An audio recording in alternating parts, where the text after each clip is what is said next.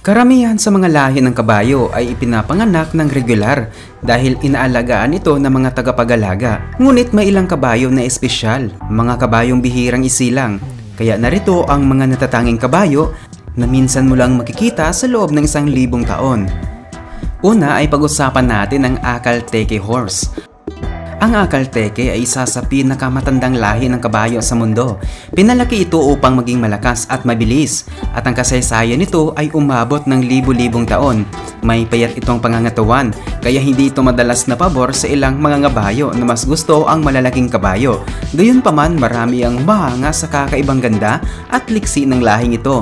Nagmula ito sa Karakum Desert sa Turkmenistan, isang lugar na kilala sa matinding init at kakulangan sa tubig. Dahil dito, sanay ang Akalteke na mabuhay sa matinding kondisyon. Noong panahon ng Soviet Russia, bumaba ang bilang ng lahi. Ngunit noong 1979 ay dinala ito sa Estados Unidos. Isa sa pinakanatatanging katangian nito ay ang kintab ng balahibo nito na may malametal na kinang kapag nagsisinaga ng araw. Bukod dito, kilala rin sila sa kanilang swabing galaw, kaya marami ang humahanga sa kanila. Kahit payat ang katawan, sila ay napakabilis at liksi, kaya't mataas ang halaga nila sa mga nagmamahal sa ganitong uri ng kabayo. At narito rin ang Appaloosa horse.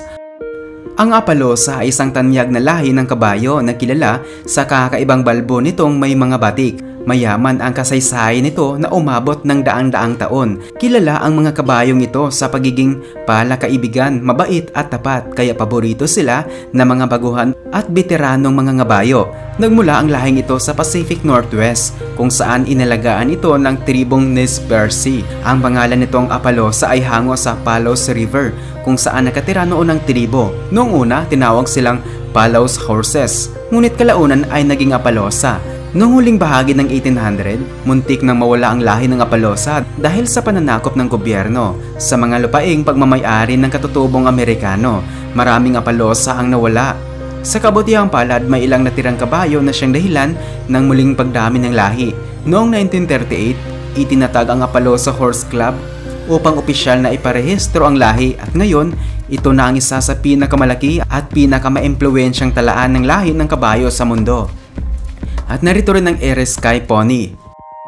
Isipin mo ang isang kabayo na nakatayo sa mahambog na kabundukan ng Scottish Highlands. Habang hinihipa ng malamig na hangin ang kanyang makapal na balahibo, parang eksena sa isang nobela. Pero ito ang realidad ng Ereskay Pony. Noong una, tinawag itong Western Isle Pony dahil nagmula ito sa Hebridean Island ng Scotland, matibay at matatag. Ang lahing ito ay nabuhay sa malamig at mabatong kapaligiran ng malayong hilaga. Dahil sa kanilang kalmado at banayad na ugali ay paborito sila ng maraming tao. Ang lahi ng Ereskay ay nagmula sa pinaghalong kabayong Celtic at Norse, at isa ito sa mga natitirang puro o hindi nahaluan na lahi ng pony sa Hebrides. Noon, malawak silang matatagpuan sa mga isla, pero noong ika-19 na siglo, bumaba ang kanilang bilang dahil sa paghahalo ng lahi na mas malalaking kabayo na dinala para sa pagsasaka. Kaya naman ngayon, bihira na ang Ereskay Pony, pero nananatili ang kanilang katatagan, lakas na pangangatawan at kakayahang umangkop sa matinding kondisyon. Dahil dito, patuloy silang pinahalagahan bilang isang espesyal na bahagi ng kasaysayan ng Scotland. At narito rin ang Shire Horse. Ang Shire Horse ay isa sa pinakamalalaking lahi ng kabayo sa buong mundo. Karaniwang may taas na 16 hanggang 17 dangkal. Bukod sa laki nito, kilala rin ito sa banayad at mahinahong ugali. Nagmula ang lahi sa Inglaterra, partikular sa mga rehiyon ng Lincolnshire at Cambridgeshire, kung saan ginamit sila sa pagsasaka at sa pakikipaglaban. Ang pangalang Shire ay hango sa rehiyong pinagmulan nila, at ito rin ang inspirasyon para sa Shire The Lord of the Rings. Malalaki at mabibigat ang Shire horses na kadalasan ay tumitimbang ng higit sa 1 tonelada. Sa kabila ng laki nila, napakakalma at madaling sanayin ng mga ito.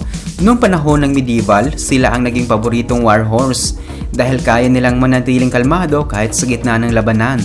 Sa ilalim ng pamumuno ni Haring Henry II, kailangan ng mga kabalyero ng kabayong sapat na malakas upang buhatin sila habang suot ang baluting may bigat na mahigit 400 pounds. Bukod sa digmaan, malaki rin ang naitulong ng Shire horses sa agrikultura Dahil sa kanilang katatagan at kahangahangang lakas, mahalagang bahagi sila ng kasaysayan. Hanggang ngayon, sila ay simbolo ng lakas at kabaitan, dala ng isang 800 years old na pamana ng pagiging maaasahan at makapangyarihan. At narito rin ang Canadian Horse. Ang Canadian Horse ay isang lahi ng kabayong matibay at malakas ang resistensya. Dahil dito, ginawang opisyal ng pambansang kabayo ng Canada noong 2002. Sa kabila ng mga hamon sa kanilang populasyon, nananatili silang bahagi ng mayamang kasaysayan ng bansa. Ayon sa Heritage Livestock Canada, nasa panganib na maubos ang lahing ito dahil kakaunti lamang ang nairerehistrong bagong inahing kabayo bawat taon.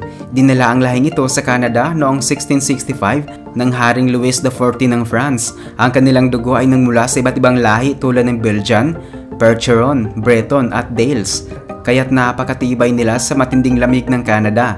Dahil sa matitibay nilang kuko, hindi na nila kailangan ng sapatos para sa kabayo. Ang kanilang makapal na balahibo ay tumutulong sa kanila na mabuhay sa matinding taglamig ng Canada kahit walang kumot.